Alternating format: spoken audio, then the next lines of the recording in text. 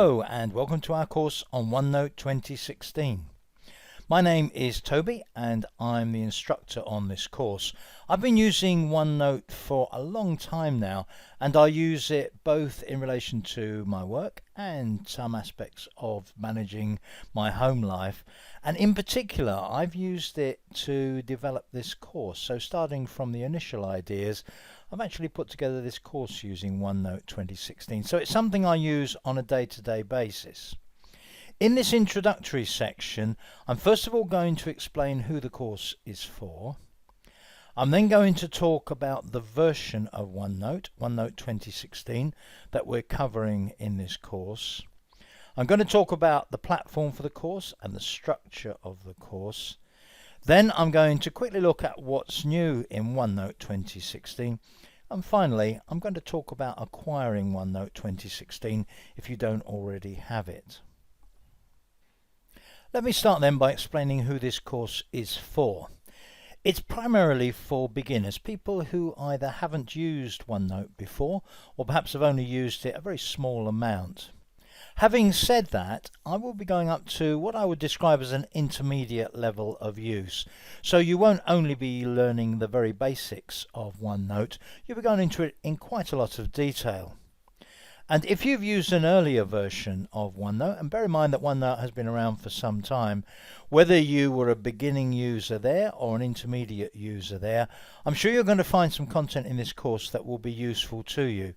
Some of the newer features of OneNote, including things like converting handwriting to text, may be of interest to you even if you've used a relatively recent version or haven't tried that sort of thing before.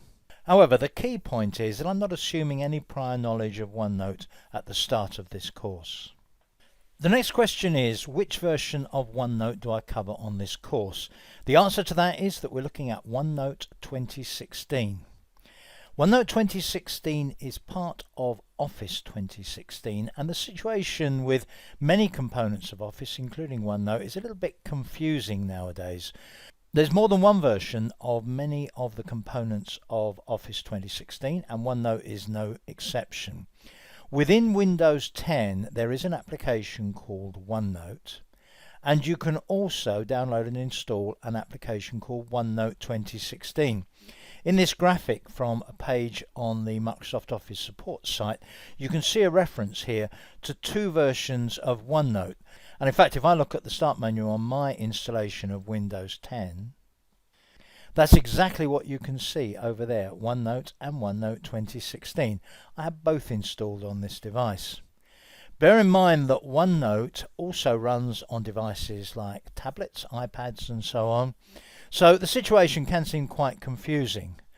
In the case of OneNote 2016 and OneNote for Windows 10, this particular page is a very useful one because not only does it emphasize that these are two different products, but if you go a little bit further down the page, you can see screenshots from both, and further still, you find features of OneNote for Windows 10 that aren't in 2016, and vice versa.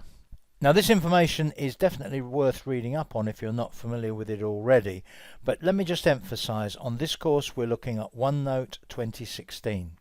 And this is the version that is very often described as Desktop OneNote 2016. Now for some important information about the course. I'm running on Windows 10. You may well be running OneNote 2016 on an earlier version of Windows. There are few differences. I'll try to point out any significant ones as we go along.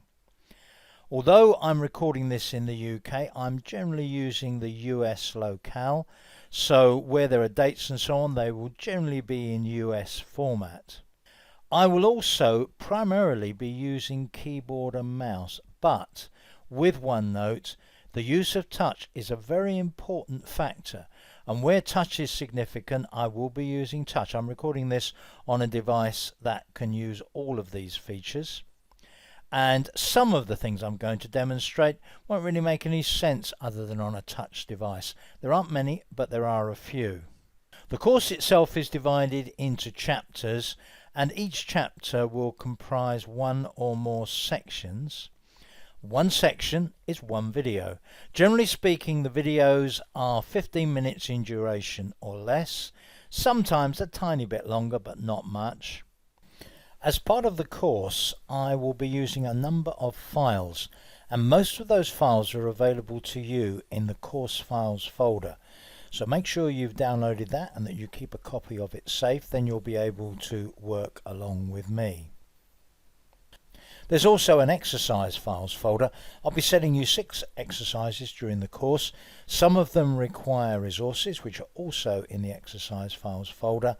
And the 6 exercises each have a sample solution, and the folders there numbered exercise 1 to 6 are the basis of those solutions.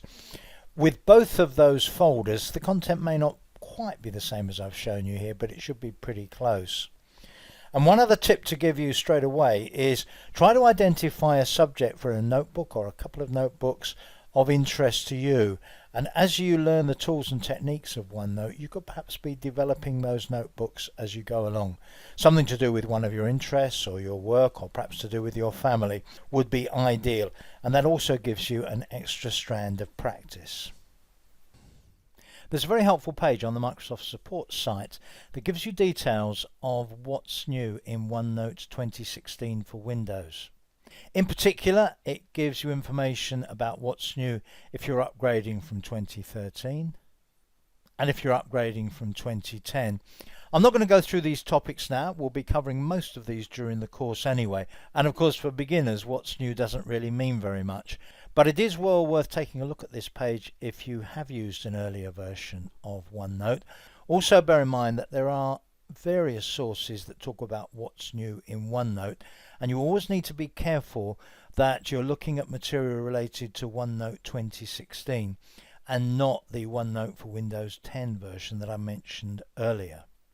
It's not always clear in the material that you see, particularly on non-Microsoft sites, what version of OneNote people are talking about, so be careful. And one other thing to be aware of in terms of what's new is that, like many other components of Office 2016, OneNote is no longer a sort of stationary target. They haven't released OneNote 2016 and that's how it will be for the next 3 or 4 years. New features are added to the components of Office 2016 on a pretty regular basis. So it's a good idea to keep an eye open for new features for OneNote 2016 all the time, because it does seem to be one of the products that quite a lot of development effort is going into at the moment, partly because it's becoming so popular on so many different platforms. Finally, in this section, I'd like to come to what is probably the most confusing aspect of OneNote, and that is how you actually get a copy of OneNote. The confusion here is increased by the fact that I can only tell you about how things are on the day that I'm recording this, and they do have a rather annoying tendency to change. As I mentioned earlier, there is a version of OneNote that is pre-installed on Windows 10, and if you go to this page currently on OneNote.com, which is a Microsoft site, /download, you can get access to the Windows 10 version of OneNote there, although if you've got Windows 10 you'll already have it, of course. But from this page you can get to the link that enables you to download the desktop version. You notice the little note here that says also available on Windows Desktop.